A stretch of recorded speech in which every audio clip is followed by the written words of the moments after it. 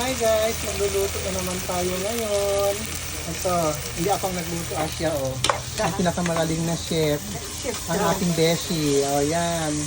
Si Joy. Joy, Kisha, paki-add na lang sa inyo ha, paki-follow. Ayan, siya. Siya ang nagluto, hindi ako. Ayan. Ano kayong lulutuin niya? Tama natin siya. Ano kaya to? Parang masarap pa. Amoy pa lang, gutok na ako. Yan o, hinahalo-halo niya yung ano, ang hugasan, inalo. Yung Anong pakbet. tawag? Anong luto mo? Pakbet. Ay, pakbet daw. Pakbet ng ano, Tagalog na, hindi O, Ilocano. ang kabit. Pakbet. Ang kabit ng Ayan. Ayan. Habang sinasalang yung ano, halo-haloin natin ha. Nakitaw-taw na ako. Ayan. Pakbet yan. Parang amoy pa lang yung sarap-sarap. Ayan.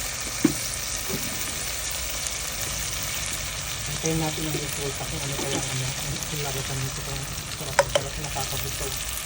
Natatanggal ang diet niyo guys ha. Pag siya, ano, si Joy ang magluto. Tagal talaga. Lagi ako pupunta dito nakikain. Nakikisaw-saw. Talaga. Yan. Yan. May bagoong. Okay. Si Chef Tapos, Joy. isawagan natin ng isang pirasong bangus. Oh, lagyan na isang pirasong bangus. Ayan, Bangus, bangus. Prito ng bangus. Oh. Bangus Ihahalo talaga. niya yan. Bangus. Yung gulay. Ito yun. Yan ang aling ko. Yung bangus. Lutuin niya. Yung oras. Kasi may nag-order ng siomay sa akin. O ngayon kasi nga, yung... Pero hinalo mo. Yan, yung bagoong. Bagoong daw. Tapos, Yan, yung bangus. Ano ko yung normal. bangus? Tapos lagyan yung bangus. Tapos lagyan ito. Ihalo niya. Ano po yan? Pag na ano, pag... Abangan natin guys mamaya kainan. Guys, ihalo niya yung gulay. O yan. Ayan. Tingnan natin yung procedure niya. Gagayahin ko to ha, magluto ako. Baka ni Mommy ang pakbet na lumabas, hindi na pakbet, pakpuwet. Oo. Pag ako magluto, pachamba ako magluto guys, kung ano-anong hinahalo ko. Ito sila, mga chef, alam nila yan, mga ingredients, kung ano-ano, hinahalo-halo. Pero ako pachamba kung ano-ano, kaya Diyosan. Ayan, antay natin ha, tatakpan na siya. Yan, nakasalang siya habang inaantay natin siya maluto. Antay natin mga ilang minuto. Tapos kainan na. Antay natin guys ha. Yan na guys, nahalo-halo na niya. Mix yan. Dapat ibantayan siya para hindi ma-overcook. Sarap kasi yung gulay yung parang ano, parang hindi overcook. Tapos lang, ganun lang.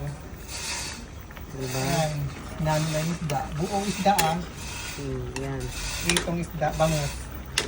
Ang bangus. O, takpan muna natin ulit. Takpan ulit. Okay. Antay.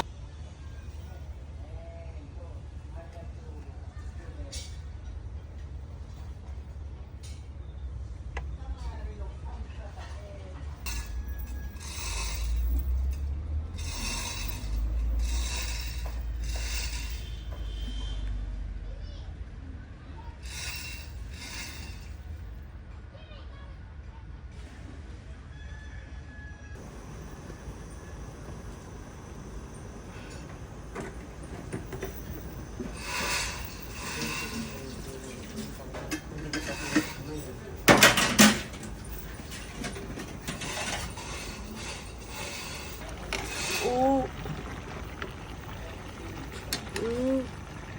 Tapos may bangus pa. May inihaw pa tayo.